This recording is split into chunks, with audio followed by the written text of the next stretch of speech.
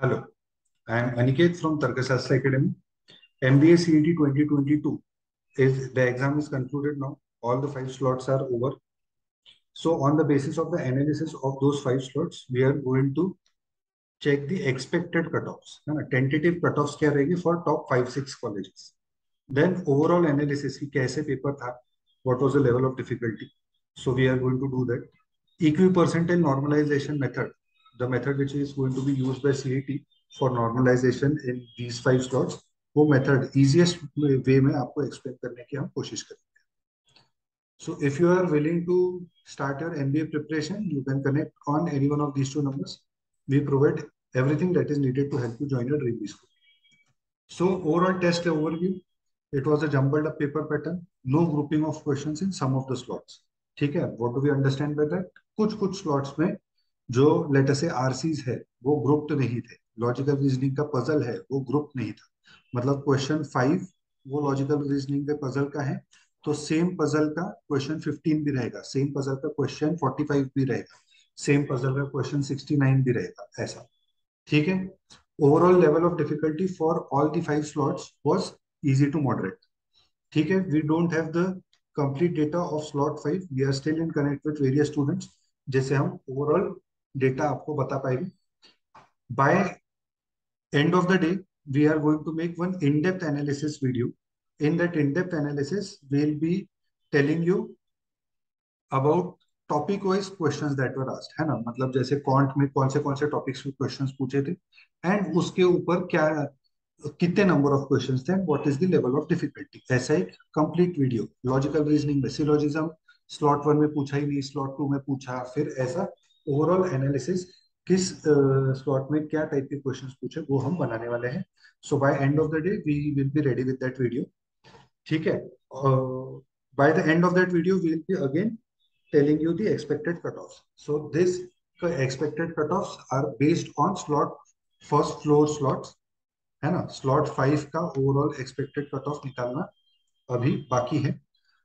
Bye the end of the day जो हमारा in depth analysis का वीडियो आएगा, we will be telling you the overall cut off all the 5 slots. ठीक है. सो Slot 1 is your 23rd August वाला slot. Slot 2 is 24th August morning slot. Slot 3 is 24th August afternoon slot. Slot 4 is 25th August morning slot. Slot 5 is 25th August afternoon slot. If we look at it, oh, slot 1 was easy. Slot 2 was moderately difficult. Slot 3 was easy to moderate. And then slot 4 was very easy. And then slot 5 was easy. Slot 5 and slot 1 were comparable. This is what we are getting to hear from the students. Okay. Overall, if we see, slot 4 was the easiest slot. And slot 2 was the toughest slot. So eventually we can say that day 2 students जो थे उन्होंने थोड़े से difficult, मतलब जिन्होंने 24 अगस्त को exam दिया उन्होंने थोड़ा सा डिफिकल्ट लेवल ऑफ क्वेश्चंस को फेस किया rather than day 1 and day 3 students. ठीक है. अगर हम क्वांट में देखें सो एक्सपेक्टेड है कि 50 questions of quant should come. तो स्लॉट 1 में 44 है, स्लॉट 2 में जितना एक्सपेक्टेड है उतने आए, स्लॉट 3 में बहुत ज्यादा इंक्रीज हो गया था क्वांट में, but the level of questions were very easy, है ना. एंड स्लॉट 4 में भी 55 to 60 क्वेश्चंस थे विच आर एक्सपेक्टेड और इन द रेंज. ठीक है. लॉजिकल रीजनिंग एक्सपेक्टेड है कि 75 क्वेश्चंस है लॉजिकल रीजनिंग में. स्लॉट 1 में 80 क्वेश्चन, स्लॉट 2 में 85 क्वेश्चन, स्लॉट 3 में 70 क्वेश्चन, स्लॉट 4 में भी 75 to 80 question, but then they were very easy. ठीक है. स्लॉट 4 वाज द इजीएस्ट क्योंकि वहां पे पजल्स ही नहीं आए थे, एक ही कुछ पजल आया था बहुत ही इजी सा, एंड कॉन्ट का लेवल बहुत इजी कर दिया था. तो स्लॉट 4 मतलब CET exam is difficult only because of the puzzles and can't.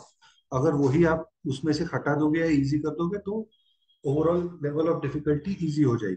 And that is why slot 4 was the easiest paper. ठीक है. वीएआरसी एक्सपेक्टेड है 50 क्वेश्चंस, ऑलमोस्ट हर स्लॉट में 50 क्वेश्चंस के आसपास आए हैं.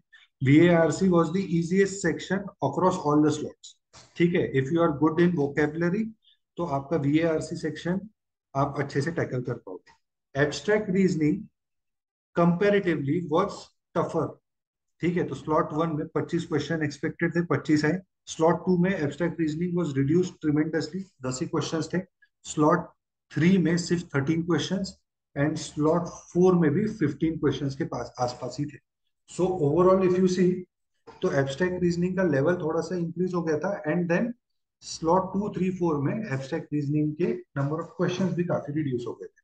ठीक है, तो VARC was consistently easy, quant was consistently easy to moderate, है ना। LR section was in one of the slots, I mean in two of the slots it was easy to moderate, and moderately difficult in slot 2 and very easy in slot 4। ठीक है, so overall level of difficulty हम देखेंगे तो moderate slot 2 वालों ने toughest paper दिया है, and slot 4 वालों ने इजीएस्ट पेपर दिया है ओवरऑल अगर हम देखेंगे।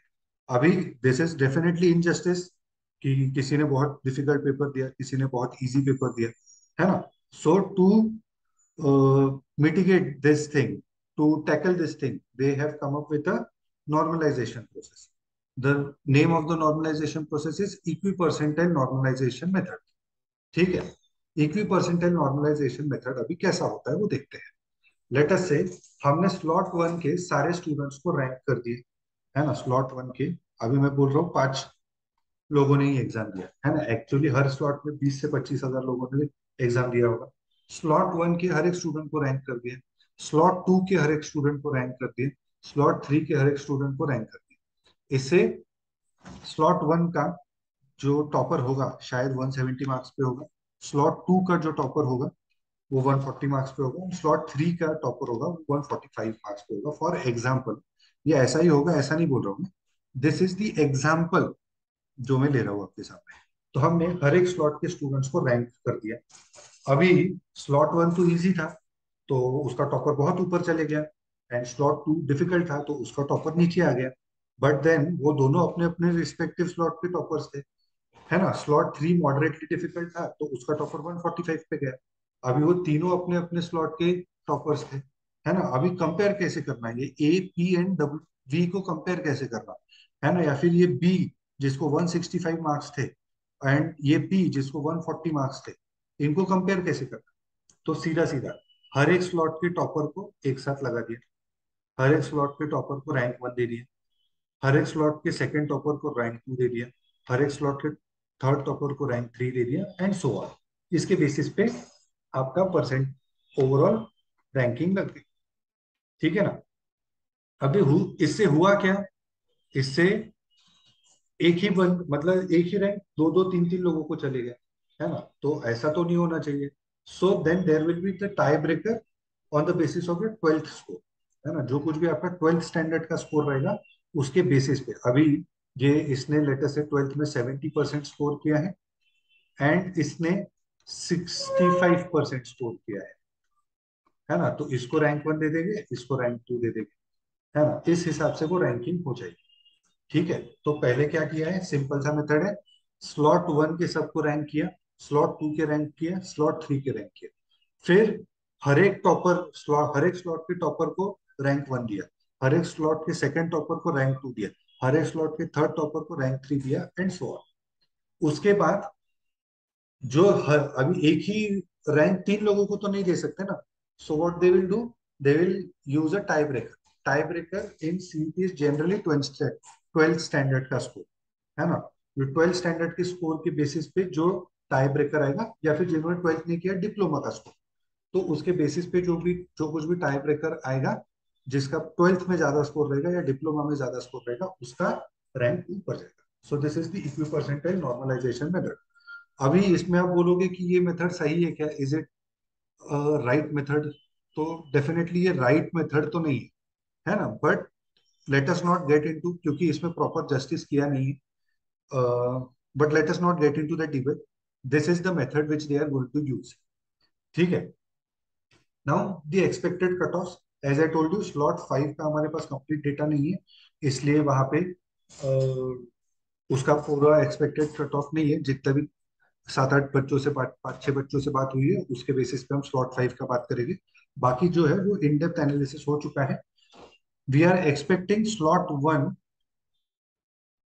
में 155 to be the cutoff for JBIMS. Slot 2 में JBIMS cutoff to be 145.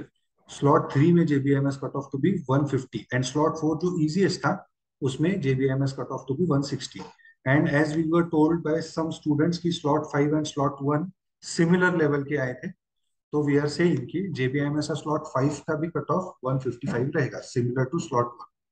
ठीक है, बट ये ओवरऑल एनालिसिस और इन डेप्थ एनालिसिस करके हम by the end of the day in depth analysis and final cut off का वीडियो हम बनाएंगे. ठीक है, so this is the overall general cut off, है ना. अगर आप जेबीएमएस, सिंसरी, वेलिंगटन, एसआईएस, पुम्बा एंड सीयूईपी, है ना, जो कॉलेज टारगेट कर रहे हो एंड या फिर जो आपका स्कोर आ रहा है उसके बेसिस पे आप चेक कर सकते हो कि आप किस कॉलेज में लैंड कर सकते हो. ठीक है. If you have any other query, you can connect with us on any one of these three social media platforms or visit our website tarkashastra.co.in or send a WhatsApp message on any one of these two numbers. Thank you so much. Jai Hind.